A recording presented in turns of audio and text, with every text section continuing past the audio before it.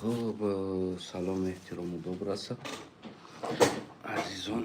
امیدوارم که یک شما روزی خوب خوش تن صحت سلامتی داشته باشه. امروزه کمی در مسئله همین سر صداهای مکتب و маршировка گویم بنده از نگاه سیاسی فکر نظر خدمت خواهم گفت و دیگر با کسی این معقول می شود یا با کسی دیگر معقول نمی شود، البته او اختیار خود داره. امروزه در مسئله لباس های مکتبی و از آن جمله معاش پست معلمان که امام علی رحمان که در تمام دنیا از 1 ینور گویم که نرخ‌های معاش و کارگرها از 1 ینور گویم بالا می رود و از آن جمله نرخ‌های خوراک همه چیز از خود البته که همون فایز بندی داره و در خود جمهوری تاجیکستان خصوصا در آسیای مرکزی در جمهوری تاجیکستان تنها از ماه سپتامبر یعنی 1 سپتامبر معاش معلم بالا خیزونده می شود یا معاش کارگرها، یعنی تقریبا گویم این آخری سال است و یعنی او طرفش گویم 3 ماه دیگر، یعنی در آخری سال یعنی در ماه نهم گویم که معاش برداشته میشه، او طرفش 3 ماه دیگه میمونه. البته گویم که نادرست است، باید از ماه اول یعنی از سال ینور از 1 ینور باید معاش معلم، معاش حربی، معاش پلیس و غیره ها از 1 ینور از اون جمله تغییریابی نمو نرخ‌ها هم از همون 1 سال نو آغاز میشه. خیلی خلاص معلم ها راضی هستن، خلق راضی است، هرچی باشه نباشه از 1 سپتامبر ما معاش میگیریم، گفته معاش ها ما بالا میشه، گفته معلم ها هم جانکنی دارن، مهنت دارن. اما میبینیم در عالم مجازی تمام انسان ها سر صدای همین را میکنن که معلم ها معاش کم میگیرن یا نمیفهمم برای طلبه ها مکتب خان ها لباس یگانه گویم که فرمایش کردگی است، قرار است که کلگی یگانه لباس پوشه. اولا سر لباس یگانه بیا ببینین که وقتی که ما یک نوار دیگر هم دیده بودیم در تاجیکستان یک برادر به طرف خواهر خود گفت که بروک جینس نپوش، لباس تاجیکانه پوش و خواهر طرف برادر گشت گفت که خریده بته پوشون، یعنی که آن چیزی که من میخرم این در اختیار من است، خواهم جینس میخرم، خواهم سطر میخرم، خواهم لباس ملی میخرم، هر چیزی که خواستم همون را میپوشم، یعنی این را من خودم خریدگی هستم، اگر برات معقول است میتونی که برام خریداری کنی. از آن جمله خیلی مسئله ها در عائله ها هم که هر کس که عائله داره خیلی زیاد میشود که مثال طلب میکنن تی تک و تک میگه خریده بده. البته که از گویم که از نگاه من نادرست است برای مردم مجبور کردن که از همین لباس شما خریداری کنین. این معنای او را داره که آن چیزی که اونها فروخته ایستادن و مردم با همون نام قانون مجبور میکنن که مال خودشون نفروشن. در زمان شوروی لباس های یگانه بدن، یعنی که کل انسان ها همون هم یاد داره لنت گلستو که خیلی رمالچه سرخ در دست بگیم چیز میشیدیم، خیلی نامش چی بود ما خونده بودیم دیگه خاطرم رفته است. لباس های یگانه بود و تمامی همین لباس های مکتبی برای کودکا از طرف دولت داده میشید، یعنی به پول داده میشید که تو باید با این مکتب به همین لباس بیای، یعنی این کار کرده میشید. البته امروز امام علی رحمان داره تجارت خود و تجارت خانواده خود داره گردش میته، در که مثال در تاجیکستان خریدن همون لامپایی که چراغ است در میگیره، حتی که همون هم با همون رنگ ها فروخته می شود که سفید در می گرفتگیش، یعنی با زبونی اگر دنیاوی گیریم یعنی زردش گرم سفیدش خنک حساب می شود. یعنی چیزی که سفید در میگیره باید از همو خریداری کنی، از زرد در میگرفتگیش خریداری نکنی. سببش که دختر امام علی رحمان یعنی از چین همون شرکت یا همون تولید میکردگی همون زوادی همون لامپه را در تاجیکستان آوردگی است، در دست دختر امام علی رحمان است. امام علی رحمان قرار قبول میکنه که در خانه هاتون شما لامپه زرد نچسبونین، زرد در میگرفتگی یعنی که سفید در میگرفتگیش چسبونین، نباشه جریمه میشود. به هر حال گویم که این البته از قانون بیرون هست و اختیاری، یعنی این طلبات های رحمانوف و اویلای رحمانوف داره بالای مردم با نام قانون مجبور گویم که مجبور کرده میشه. و شب برادران را من گوش کردم دوستایی که بدم، ما که سزون قطعی صحبت میکنیم، وقتی زمستون از کمور و از سوزشواری و هیزم از یا صحبت میکنیم، تابستون دا بگیم که از گرمی صحبت میکنیم، تیرمود از برگریزی صحبت میکنیم، همچنانی که امروز دیگر از لباس و ما همون وقتش قطعی هر ما موضوع های عوض میشه و البته که موضوع های الان هم میبینیم که این موضوع های همون گویم مکتبی است که گفتن که سر صدای مردم است که معاش معلم کم است، یعنی باید حکومت رحمانوف برای معاش معلم را بالا کنه. البته ما هم طرفدار هستیم بالا کنه، اما برآمده سر صدا کردن از تن یک کس ما گپ زدن این نادرست است. اگر که خودی معلم عزیزی که اگر در میدان بیایه و صدا کنه حقش طلب کنه، ما در پهلوش می ایستیم، میگیم این برادر درست میگه، زندگیش کم بودی داره، دولت مثال توجه ته برای مردم. اما در حالت که خودی مردم خاموش است، خودی معلم خاموش است، راضی است در هم 500 سومون یا 1000 سومون، یعنی تقریبا 70 دلار 80 دلار ماهانه معلم راضی است، کار کرده ایستاده است. اگر که او ناراضی می بود کار نمیکرد، میپرتافت کار. کسی یک معلم مجبور کرده در مکتب نمیشونه که تا 70 یا 80 یا 100 دلار ده نمیشه شینو کار کن. خصوصا ما قرلوها در تاجیکستان که در دههای ما فرزندای ما که مکتب میخونه، معلمای ما معاش نمیگیرن، یعنی اما 50-70 دلار معاش است که او برای معلم یک نصف پولیش نمیشود، یعنی برای نصوار خریدن ماهانه نمیشود. اما معلم برای فرزندا و گویم که برای یک نام معلم کار میکنن، دیگر زندگیش دارن کلن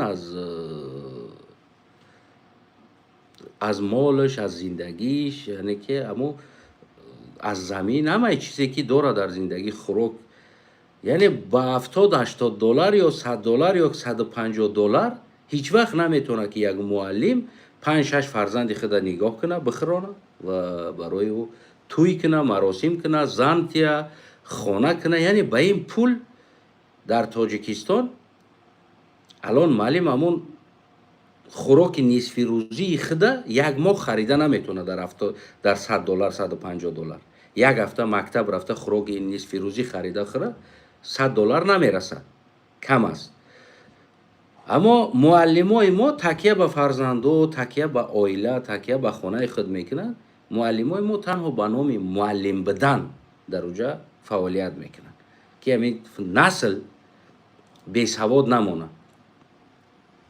برای همین چیز میرون گویم فعالیت میکنن.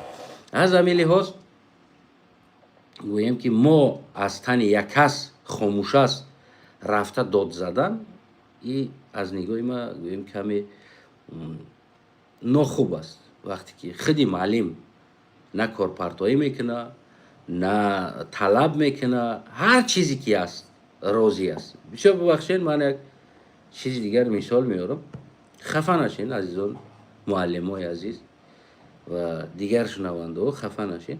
همین سگ در خانه انسان است، هر چیزی بتی راضی است از همون خانه نمی رود، می ایسته. همین سگ همین است. وفاداری سگ هم در سر همین قرار داره که استخوان میتی، یک بریده نان میتی، بسیار میبخشی، هیچی نتی رفته اگر دشت کنی همون استعمال میکنه، دشتی ترا نیکی در خانت میسته، خانت ترک نمیکنه. یعنی وفاداری سگ در خانه همی است. وقتی که خودی معلم که اخلاق همین وفاداری سگ داشته باشه، در خودی همین حکومت در ساختار ایجا عیب من چی است؟ عیب من چی است در حالتی که معلم زندگی نداره، معلم شرایطش بد است، معلم اما 70 یا 150 دلار از این مو با این مو نخود گراخ دال خورده که 35 سال مستقلیت است. معلم های ما توانایی عوض کردن یک شیم کاستوم خدا ندارن. اما فرزنداشون کار کنه، اگر اوتا گفته یگان خریده تیان همونو را میپوشن. نیست. ما ندیدیم یگان معلم از پول مکتب معلمش خانه کرده باشه، فرزند زن داده باشه، نمیدونم یک لباس خریده باشه، یا حداقل در 35 سال همین پول معلمش یک بار رفته در یک رستوران شیشته با اهل آیلش یک گویم که با لحظت تمام خورده باشه. نیستی چیز. اما خودی معلم خاموش است. موتر یا ماشینی تگ پای معلم از مهنتی بچهش در روسیه کار میکنه، فرزند در روسیه خرواری کار میکنه، پدر در تاجیکستان سگواری وفادار در حکومت. چیکار کردن در کار است؟ اینجا عیبی کی است؟ عیبی کی هست در اینجا؟ عیبی حکومت است یا عیبی خلق است که وفادار هستند؟ البته که عیبی وفاداری است در اینجا. و حکومت هم ببینه میبخشین، اما در خانه اگر یگان حیوان هم داشته باشین ببینین یا برده برد میگریزه میره و مجبور هستی او را بند کنی، مجبور هستی در او یک خوراک بتی در پیشش، بسته مانی. وقتی بسته مانی مجبوری خوراک بتی که از گرسنگی نمیره. یعنی یک حکومت وقتی میبینه که از طرف مردم یک مجبوریت پیدا میشوه، حکومت مجبور است یک قدم مانه. اما تو چند که ظلم دوره حکومت زیاد میکنه بالاشون، اینو هم قدر دارن رقص بازی میکنن. این عیبی کی است؟ قبول کنین این چیزا. در مسئله معلم از طلبه پول میچینه. خاطری که در خانهش یگان فرزنداش نان تیه، گوناگون بهانه ها میکنه، از طلبه پول میچینه. حتی که طلبه ها همون بور میگوین، چیزی سفیدی که در همون داسکه مینویسی، برای همون طلبه ها پول جمع میکنن خواننده ها. که من خودم 4 خواننده مکتب دارم در خانه. هر وقت پول روان کنن که کودکا بور کردن پول جمع میکنن. پول روان کنن کودکا برای پرده مکتب عوض کردن پول جمع میکنن. پول روان کنن که کودکا برای کراسکه کردن فلان جا پول جمع میکنن. یعنی دائما معلم وقتی گرسنه میمونه یک حیله نوی دیگر اختراع میکنه، میوه از طلبگان پول جمع میکنه. در خواننده در یک صنف 20-25 طلبه باشه، از هر کدام او 300-500 جمع میکنه، 200-300 سوم جمع میکنه با نیم آیلی که ماهانش میشود. 3 بار 4 بار جمع کنه، یک آیلی که ماهانه دیگه از طلبه ها میگیره، یک آیلی که ماهانه از دولت میگیره، یک آیلی که دیگر بگیم از طلبه ها جمع میکنه. همیتا زندگیش برده ایستاده است. همون دیگی سیاهش میجوشه، 2 دانه کارتوشکا، یک منجک لوبیا است، نخود است، ماش است، داره در درون دیگش. نامش معلم است. برای مردم ما گم کردن نام این بسیار براشون سخت است که باید یک انسان معلم بگن. خلاص اونم نام برای اونا نان هم میته، آبرو هم میته، زندگی هم میته، تمام چیز ده راضی است. فرض کردیم با شفاخانه ها، از اون جمله دکترها هم همین آیلی که میگیرن. خودی آیلی که دکتر هم گویم که همون اویلیک هست، همون $100 $150 $70 خودی دکتر هم همین اویلیکا داره، اما اویلیکی که معلم داره دکتر هم اویلیکا داره. اما زندگی دکتر بگیم بالاتر از 10 برابر بالا از معلم است. دکتر باز ماشین میگیره، دکتر خونه میکنه، دکتر توی میکنه. چرا؟ معلم از طلبه میگیره، دکتر از بیمارها. از طلبه هر روز گرفته نمیشوه، اما از بیمار هر روز گرفته میشوه. مثال در یک همون دست دکتر در یک جای خواب یک ماهده 3 تا 4 تا بیمار میویه میروه.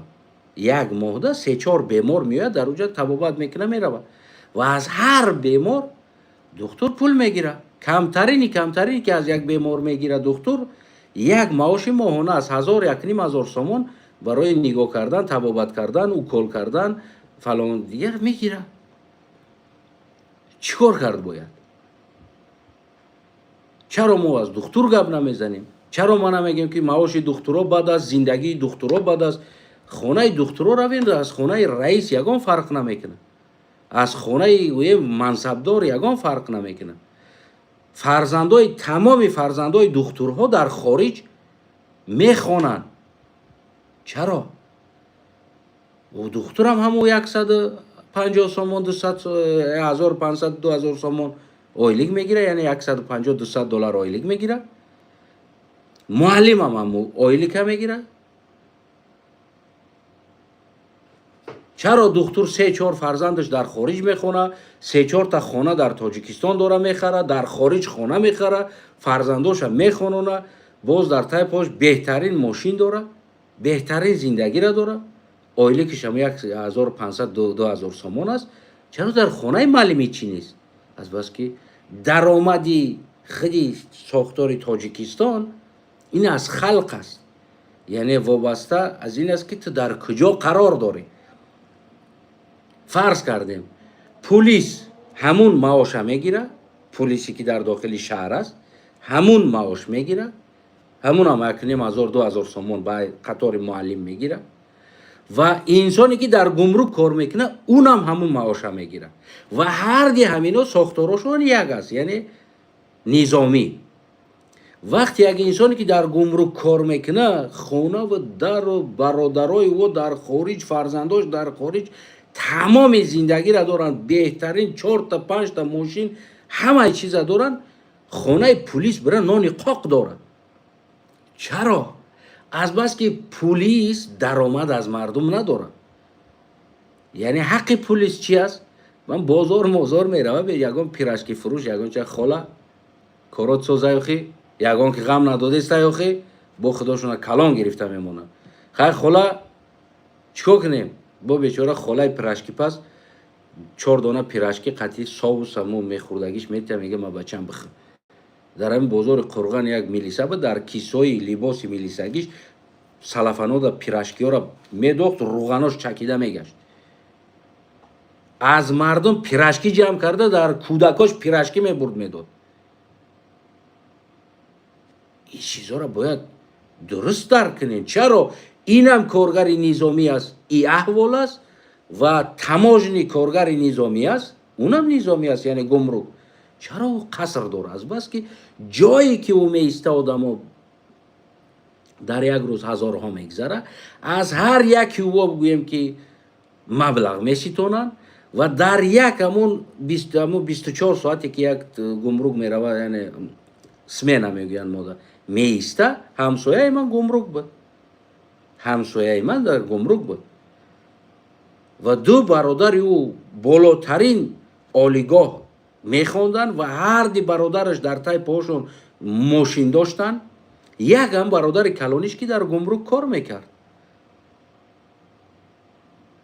بگاه می اومد که یک سوتکه می ایستاد، 24 ساعت می ایستاد، میگشت می اومد پشت ماشین هوی میکرد، گوشت، روغن، تمامی میوگی ما یاردم میدادیم. برادرش یک برادر خوردیش قدیما دوست بود، خونهشون بسیار میرفتیم، اما اکش می اومد دایم ما میگرفتیم میدر آوردیم هوی میکرد، اما خلطه ها را تمام این نعمت های روی دنیا آوردگی خلدنیکا پر یخدانو.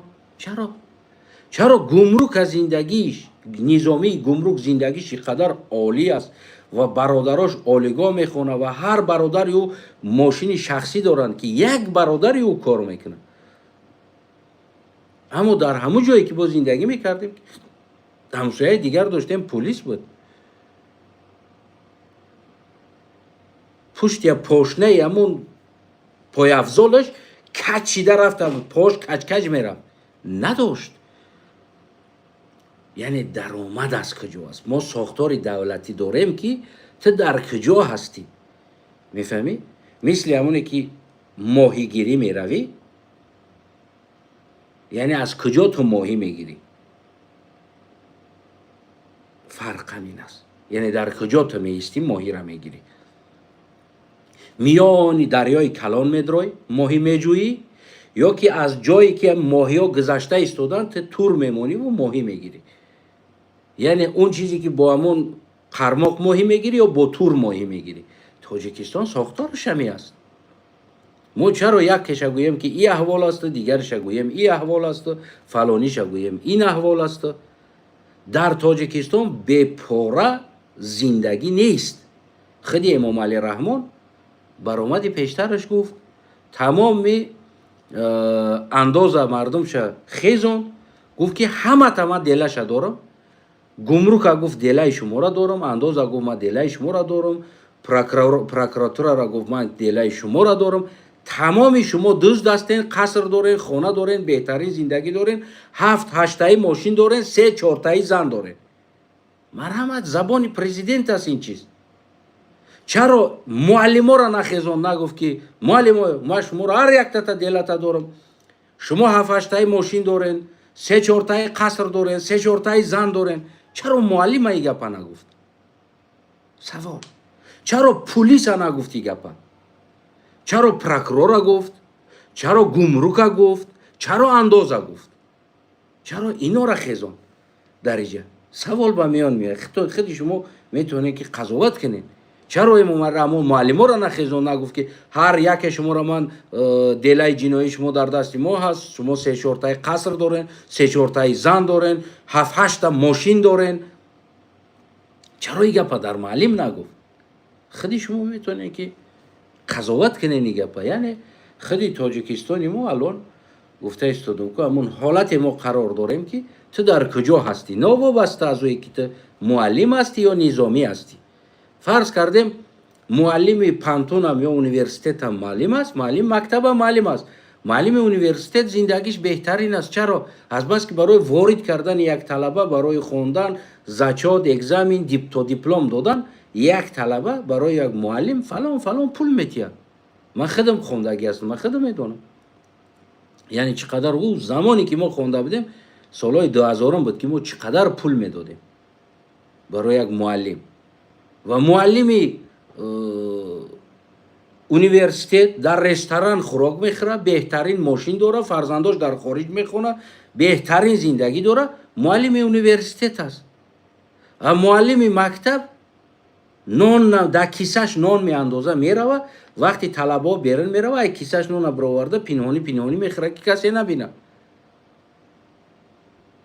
یعنی در اوی نیست که تو در کدام ساحه کار میکنی، گپ در او است که تو در کدام جا کار میکنی. یعنی اینجا جایی تو در تاجیکستان مهم است. من میگم پلیس، معلم، دکتر، گمرک، پروکرور، سود، همه این انسان ها معاششون تقریبا یک خیل است.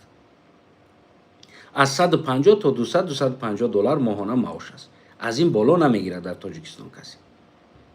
انسانایی که در زندان هستند کار میکنن، اون نیز یک حربی است، یک نظامی است، در زندان کار میکنه، بهترین زندگی داره، 3-4 تا زن، خونه و در هر چیزی که امام علی رحمان پرزیدنت جمهوری تاجیکستان که صدا کرد همون را داره. چرا؟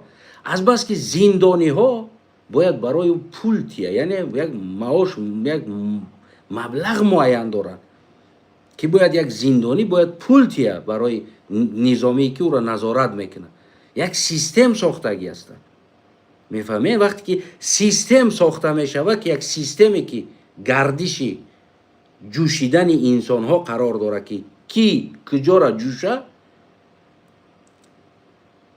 این است. در اینجا ما نمیگیم که یکی مظلوم است یکی دیگر ظالم است یکی دیگر. ما خودمون همین شرایط خلق تاجیکستان برای خود ساختیم. ما خودمون ساختیم در با رهبری خودی جناب امام علی رحمان. اینجا دیگر کسی گناهگار نیست. من میگم که امام علی کلی تاجیکستان خرابات کرده ایستاده است، کنده گرفته ایستاده است، درآمد منبع درآمد خود اختیار داده است. دکتر باشه شفاخانه را، معلم باشه مکتب طلبه ها از طلبه ها پول میچینن. هر ماهی 2-3 قلق میبرورن پول میگیرن. مرحبا. گمرک باشه سرحدارا قپیدگی است، یکی دیگرش باشه از زندان ها پول کار میکنن. یعنی ما یک دیگر را منبع درآمد خود قرار میتیم. میفهمه؟ گپ در سر این میروه. یعنی گپ در سر او نیست که ما بگیم که اینش بیچاره هست و اینش بیچاره نیست. همه همینو یک رقم است، اما از جای همون درآمدش زندگی و فرق کننده است. امیدوارم که من درست فهمانده تانستم و هر کسی که از درآمدش از زندگیش راضی نیست، از پلیس سرکردگی، از معلم سرکردگی، چرا دو دوای معلم میبروید، چرا دو دوای پلیس میبروید، چرا دو دوای دکتر نمیبروید؟ یگانجا شما دیدین که دکتر شکایت کرده باشه از زندگی؟ نه. یگانجا شما دیدین که گمرک شکایت کرده باشه از زندگی؟ نه. یگانجا شما دیدین که در ترما کار میکردگی نظامی ها شکایت کرده باشه؟ نه. نیست.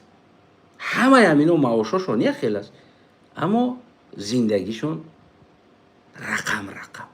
گپ از جای درآمد که تا از مردم با کدام رقم میتونی پول گیری، مبلغ مردم گیری. گپ در همین جا میره عزیزان. امیدوارم که درک کردین و فهمیدین. در میان مسئله گفتم که مثال در زمان کمونیسم، اصلا من یک برنامه دیگر هم دارم در مسئله همین ساختارهای قدرتی و دولتی که باید صحبت کنم، خصوصا الانی که من صحبت کردم که این تاجیکستان با نام دولت دموکراسی نام داره.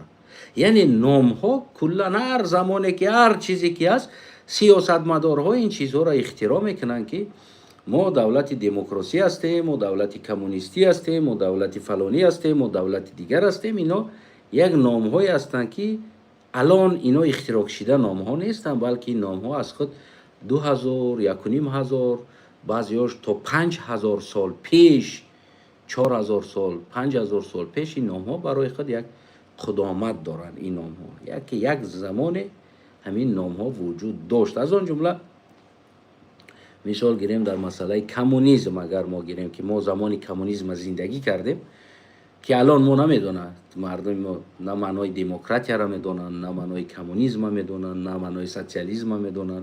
هیچ یک ساختاری که اینا زندگی میکنن نمیدونن که چی است. و الان مردم ما میگن ما دولت دموکراتی هستیم، لیکن نمیدونن دموکراتی چی است.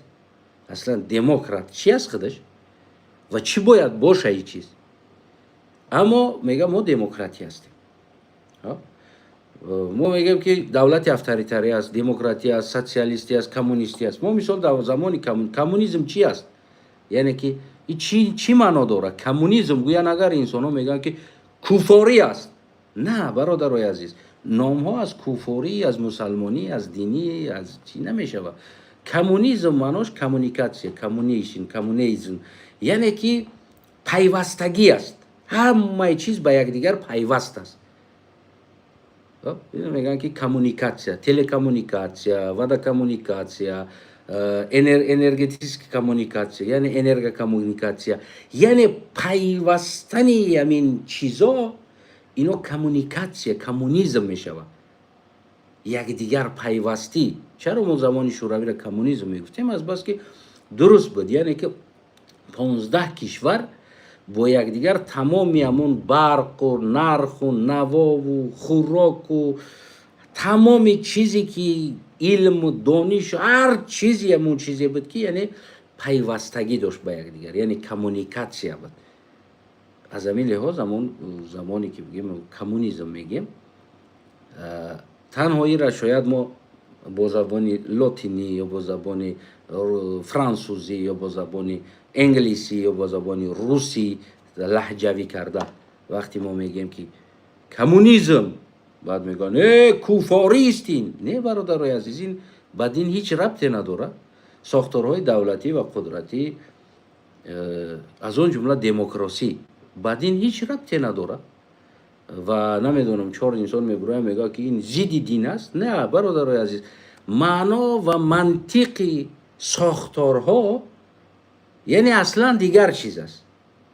اینا هیچ ربطی نه با دین مسلمانی دارن، نه با دین بودیستی دارن، نه با دین خریستیانی دارن، نه با دین گویم که هیچ دینی که در روی دنیا هست ساختارهای قدرتی ربط نامو اینا نداره و ساختارهای اینا یا پیدایش اینها با یگان دین ربط نداره.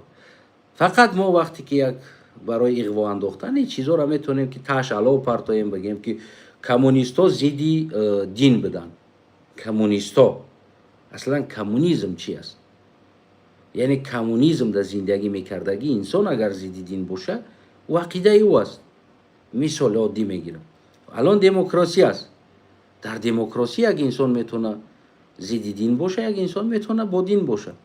یعنی این معنی را نداره که دموکراسی یا که ساختار دموکراسی زیدی دین است. البته نادرست است، عقیده‌ای است. ببینید که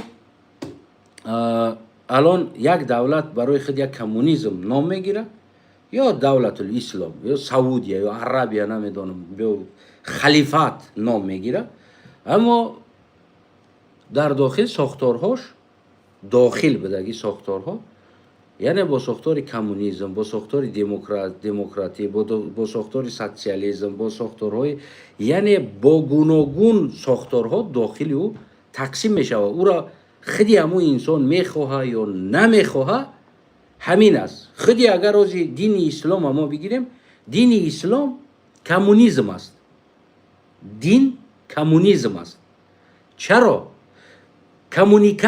کمونیزیشن یعنی که پیوسته بدنی عالم مسلمان ها، گردش عالم مسلمان ها کمونیکاسیا میگه. مثل همونی که مثال یک قوه برق، مثال یا قوه هر چیز که آب مثال میگیریم، میگیم کمونیکاسیای آب، یعنی با زبان دیگر است.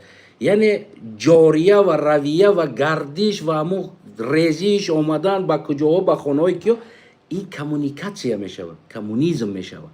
تنها سوفیکس میزم علاوه میشود، تغییر مییابد. اگر ما نظر کنیم الان خود دین اسلام کمونیسم است. کمونیسمش چی است؟ یعنی که همه نماز روزه اذان همه چیزایی که داره مسلمان ها داد گرفت، رفتن حج آمدن، همه چیزا با یک دیگر کمونیکاسیا داره، پیوستن کمونیسم گفتن پیوستی. یعنی من الان فکر کنم با زبان فارسی درست فهمانده نمیتونم این چیزا، همین است. یعنی ساختارها. من در این مسئله البته که درباره کمونیسم، سوسیالیسم، دموکراتیا بگیم تمام این چیزایی که الان ساختارهایی که زیاده از فکر کنم از 300 زیاده ساختارها است، خاقانات، سلطنت، امارات، هر چیزی که از طرف دینی نمیدونم ایمپریاوی و هر چیزی که است، من در این باره تحقیقات گذراندگی هستم و گذرانده هم استودم و در این باره خدا کنه که یک روز رقم به رقم، علاهیده به علاهیده برای مردم فهمونیم. الان تاجیکستان نام دموکراتی داره،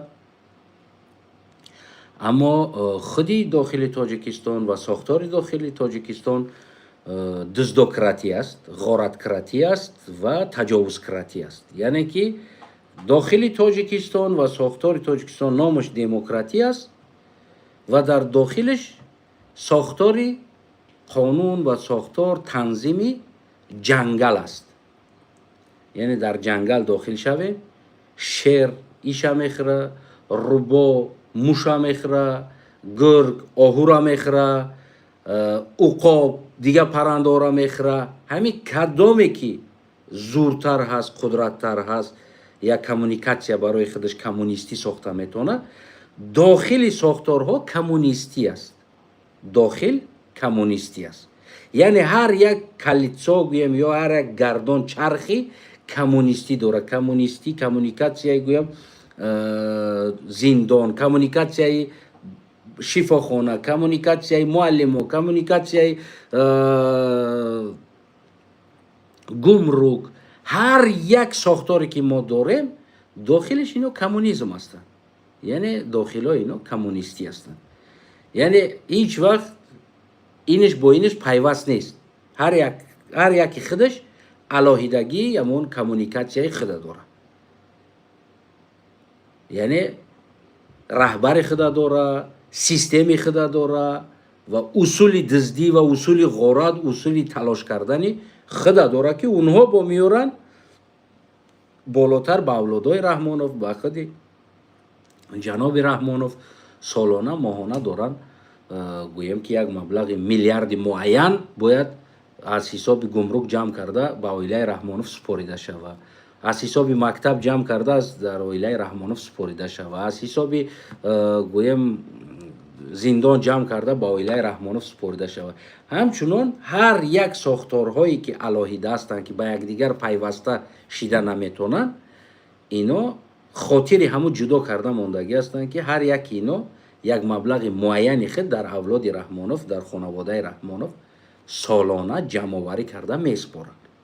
یعنی ساختار دولتداری ما گوییم که از همین چیزی عبارت است. امیدوارم که فهمانده تانستم و هر کسی را که در تاجیکستان یا امروزه ساختاری که خودی شما ساختین و مردم عزیزی را کسی دیگر آمده از ازبکستان آمده به شما نساخته است، از افغانستان آمده به شما نساخته است، از پاکستان آمده در شما نساخته است، از امریکا آمده به شما نساخته است. و در همین 35 سالی که امروز ما داریم با نام مستقلیت تاجیکستانی که ما داریم، ما در همین 35 سال همین سیستمی که الان خودمون داریم جاری کردیم، زندگی داریم، خودمون ساختیم. آهسته آهسته، قدم به قدم، قدم به قدم، قدم به قدم تا امروز ما چیکار کردیم؟ ساختیم، آمدیم. هر کس که درآمد بیشتر کرده نمیتونه و داد وایش در آسمان است که من گرسنه هستم. اما رفته یک دکتر را بگین که چند پول است معاشتان؟ سوال بتین ژورنالیستا و خبرنگارا چند پول معاش میگیرین؟ گفته یک دکتر را سوال بتین. دکتر میگه 1,500 سومان 2,000 سومان معاش میگیره. یک معلم را ببین چند پول معاش میگیره. و رفته خانه دکتر را ببینین، خانه معلم را ببینین. فرق زمین و آسمان است. چرا دکتر با $150 معاش اینقدر کار فر زندگی و ماشین خانه و در تمام چیز زندگیش خوب است و چرا معلم با $150 نان خوردن نداره؟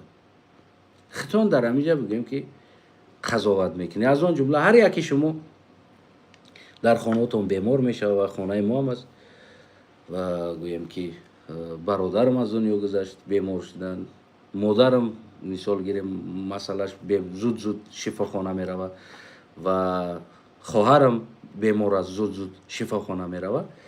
همه گویم که مصرف خیچه داره. همه یعنی تقریبا این همی روز خواهرم از بیمارخانه برآمد، این همی روز برآمد تقریبا.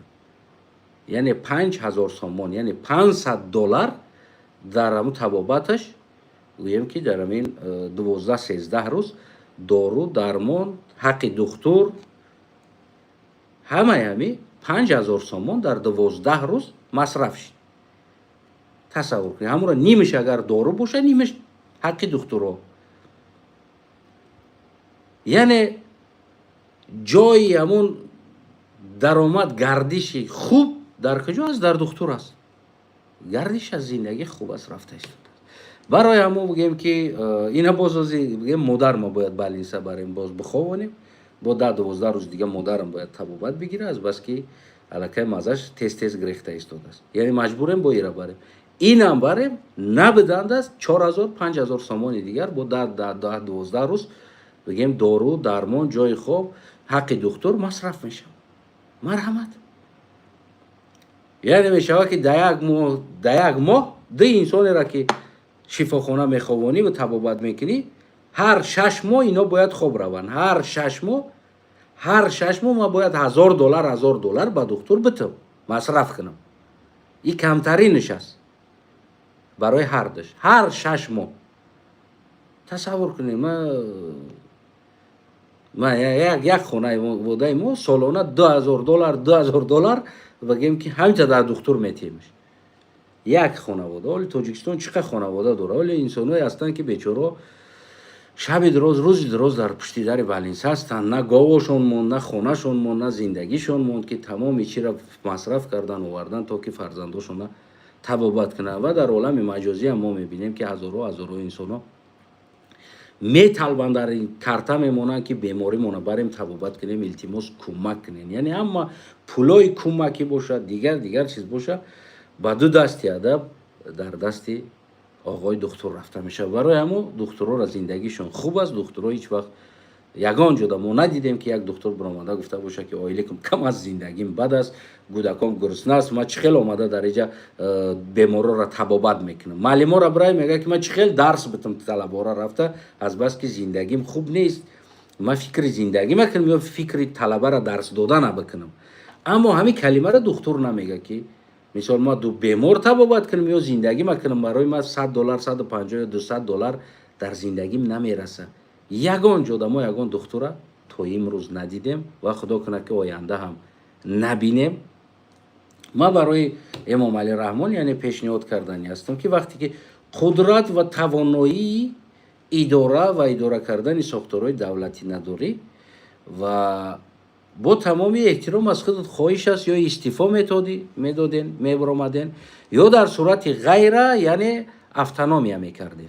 افتنامیا مکتب ها، افتنامیا گویم بالینسه ها، افتنامیا هر چیزی که است یعنی افتنامی میگذاشتن. یعنی خودی معلم ها از حساب جمعوری طلبه ها گویم که معین میکردن درساشونه. مثال گیریم یک معلم توانایی مثال 2-3 گروه داره، میگیره 2-3 گروه طلبه را و از اونو پدر مادرای اونو برای اونو مبلغ میته و افتنامی یعنی او درس میته و برای خودش مبلغ کار میکنه و گذشت از امو آیلیکش.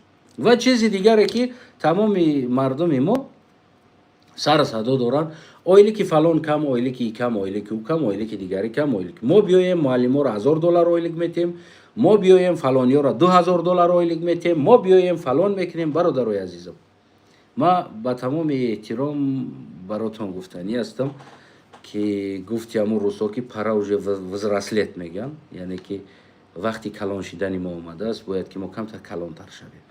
از بس که تفکری مفکورایی که ما داریم 24 ساعت در عالم مجازی میشینیم و نمیدونم ما بیام معلم $1000 آیلیک میتم، ما بیام 500 یعنی $50 سر هر یک کودک معاش میتم، ما بیام فلان میکنم، ما بیام فلان میکنم، ما بیام اینای کارا میکنم. ما برادر عزیزم ما از شما با تمام احترام میگم کم تا کلان تر شویم. الکی وقتی کلان شدن آمد و وقتی کودکی من گذشت، وقتی که اول در مبارزه آمدیم در هر چیزی که عقلمون میگرفت گفتن میگرفتیم های های های های هوی هوی همین بگیم ده یک چیز. اما امروز بیاین ما سیاست را بآموزیم، جهان را بآموزیم، اکونومیک را بآموزیم، سودا را بآموزیم، چی است ما چی داریم. در تمام دنیا در اروپا هم خودی شما آمدگی هستیم و خودی دیگران هم است. یعنی هر یک انسان درآمد آوری دولت است، نه از دولت خورده خوروک. وقتی که اگر یک دولت یک گفتم که همون کمونیسم، همون کمونیکاسیای سرکولیاسیا درست بر راه میمونه، یعنی دولت خلق درآمد آوری دولت است. امروز با همین 35 سال یعنی خودی همون امام علی هم با 35 سال رهبریتش یک گویم که کودک سیاسی باقی ماند و امروز 10 سال 12 سال می شود که در میدان سیاست و ما همچون مخالف واقعا یک کودک سیاسی باقی مانده. یعنی هیچ یک چیزی نداریم و هیچ حسابات نداریم، هیچ کتابات نداریم و اصلا نمیگیم که تاجیکستان ما برای معلم $1000 آیلیک دادن پول از کجا باید بگیریم. خب یعنی ما هیچ چیزا را معلومات نداریم. اما ما فقط 4 تا دزدی که پول دولت دزدیده است، ما او را به نظر میگیریم که از خلق گرفته است، خلق دزدیده است، ما او را میگیم که اونا او را کار کردن در کار، اونا او ندزده معلومات اویلیگ میشوه، اینه میشوه. نه برادر عزیز، اگر که ما یک سیستم کمونیکاسی و کمونیسمی خوب آماده کرده نتونیم، کمونیسم بگیم یک پارتیای سیاسی به چیزی شما میآید، اما کمونیکاسیونی اگر که ما کار کرده نتونیم، دیپلماتی و سیاسی بالایی کار کرده نتونیم، برنامه سالم نداشته باشیم، این وعده های پوچ امام علی رحمانی که 35 سال است برای مردم قوه برق وعده میکنه، امروز هم و آینده هم اون وعده های ما و شما پوچ برای مردم میمونه. ایرا امروز هم فردا هم بس فردا هم گفتیم بلاگرها که در عصباتون قید کنین مانه. ما باید بیاموزیم. معلم هم درآمد آور به دولت است.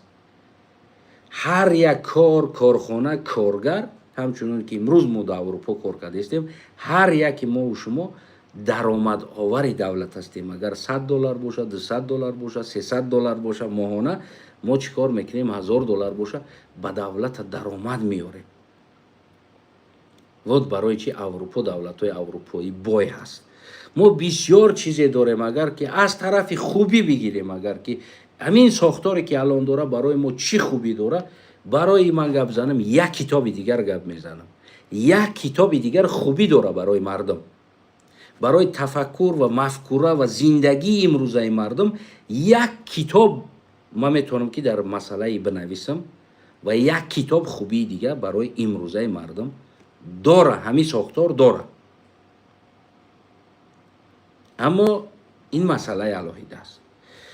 خلاص امیدوارم که عزیزان ما، یعنی من اون فکری که برام داشتم در سر داشتم و اون چیزی که بود براتون گفتم و خدا کنه یک روز دیگر باز من تیم ندارم، یک تیم سالم بگیم که در پهلوم بدنگی یک تیم نیست، از بس که ما یک تیم داریم و قلقا یک تیم تاریخی که داریم و فقط در مسئله تاریخ کار میکنیم و در مسئله سیاست هم کار میکنیم. اما از بس که تیمی که من دارم گویم یعنی شهروند تاجیکستان، اکثر شهروند تاجیکستان نیستن، از گوناگون کشورها هستن. از همین لحاظ من هیچ وقت تلاش نمیکنم که یعنی تیم خدمت در سیاست تاجیکستان یا تیم خدمت در سیاست افغانستان یا تیم خدمت در سیاست پاکستان، یعنی در سیاست ها آلوده نکنم.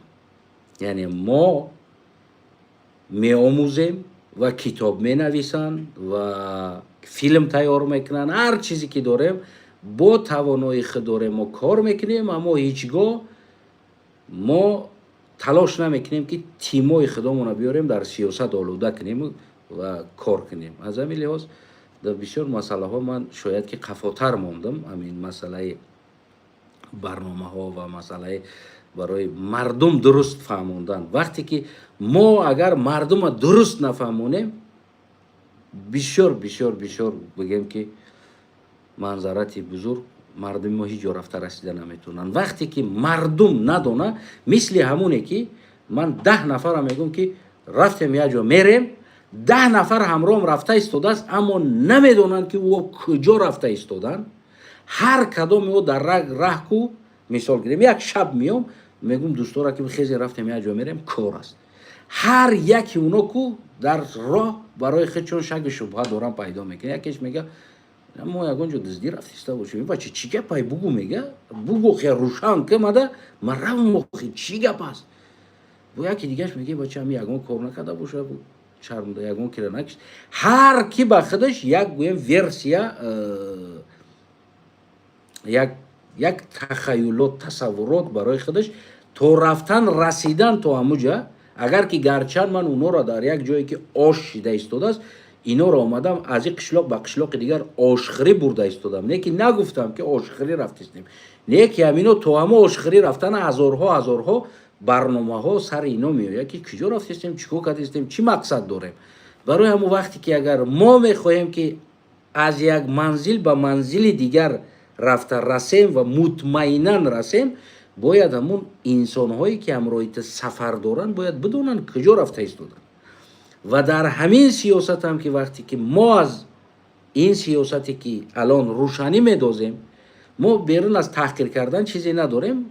خوشبختانه بگیم که من تحقیر نمیکنم از بس که این مدنیت، این فرهنگ، این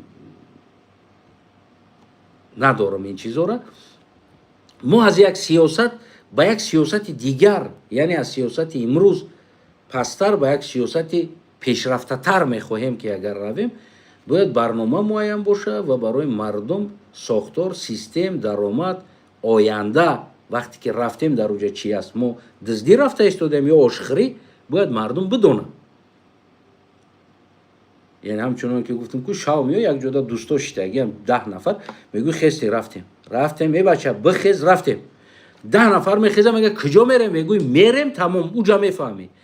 اما تو ورا آشخری برده ایستادی یا گوشتخری برده ایستادی. نه که اینا وقتی که نمیدونن نموجه برای چی رفتستن، بسیار درنوشون هزارو خیال میاد تو را میگه بچه چیکو کردی کجا رفتستیم، گرچند تو دوستش باشی، برادرش باشی، هر چیزی باشی. تصور که اویله تخیز یک شبیه اویله تا بگو که خانواده پدر مادر اوچا زن فرزند گودک عمه خاله خانه داشتگی بگو ما تو خیزی رفتیم یا جا میریم.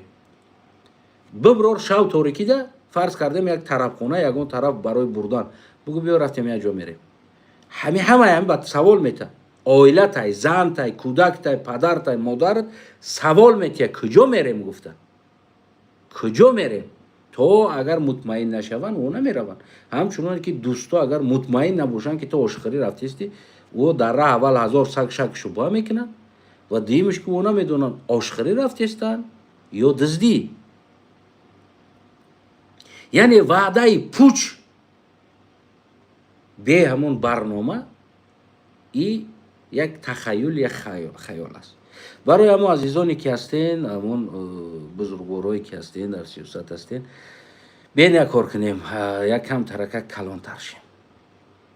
ای کشه ببرویم، یک اوقات خریده بگذاریم، کلان تر شیم، برنامه سالم بسازیم. اگر که خواهین ساختن، اگر که خواهین آینده را دیدن، باید در آینده یک تازی، یک نازی، ما نمیدونم مولی یا مولوی یا ما مولوی، ما در اینجا قدامت دارم، ما میلیون سال هستم، ما تاجیک هستم، فارس هستم، ریشم از کروش هست، نمیدونم پایه هم از سروش و دستم از فلو. این چیزو تا یه طرف مون. اگر ساختنی هستی با تمام اقوامایی که هرچی از لقای از قطغن از جوگی از لولیتا برای ما هست، هر کسی که هست باید با او با همون قطار خودت احترام بگذاری و برای ساختن آینده.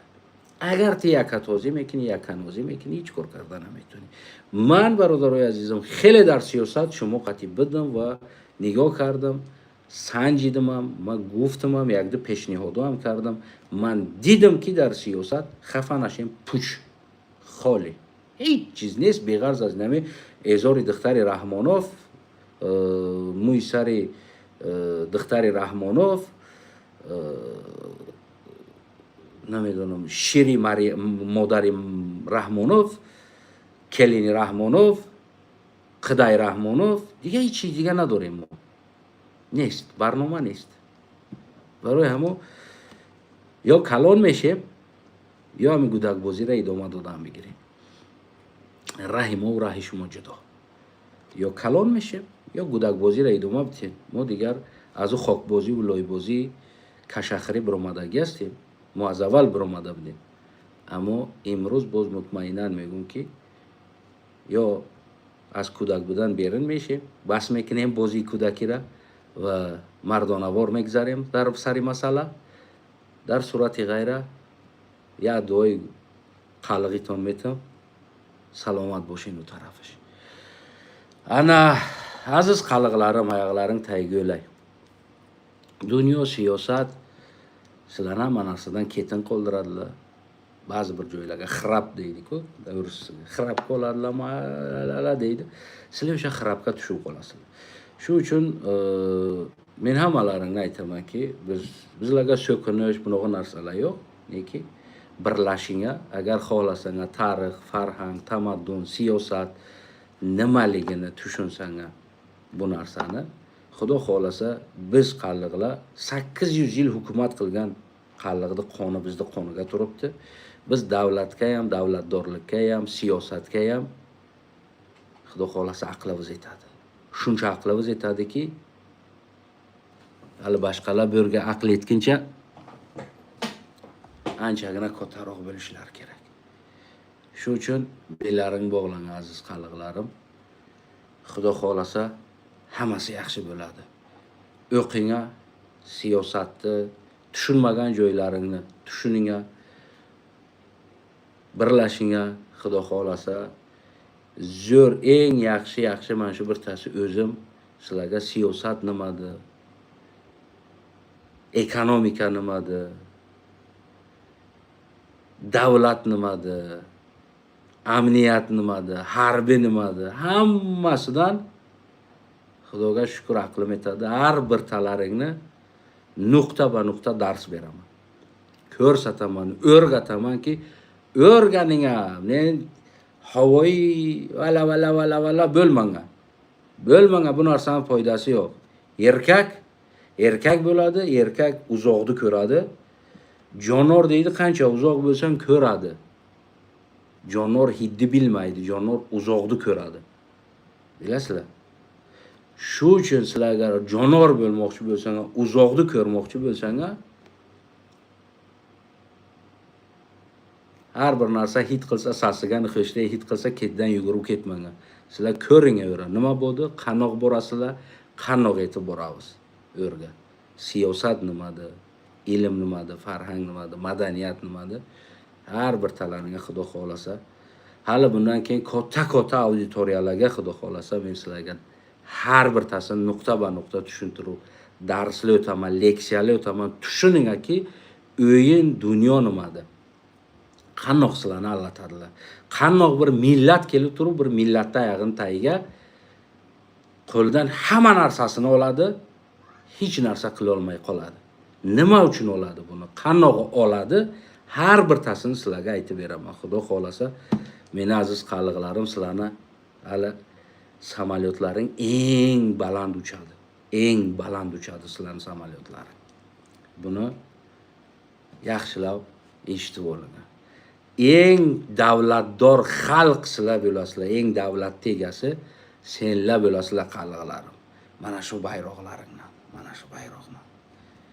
Yana bir marta xoqonotni, qarliq xoqonotini, qarliq qoni borligini yana biz qaytarib O'rta Osiyoga ko'rsatamiz. Buni tirik qolgani ko'radi. O'lganiga armon bo'ladi. Jonlaring omon bo'lsin qaliqlarim. Zamon bizdi zamon.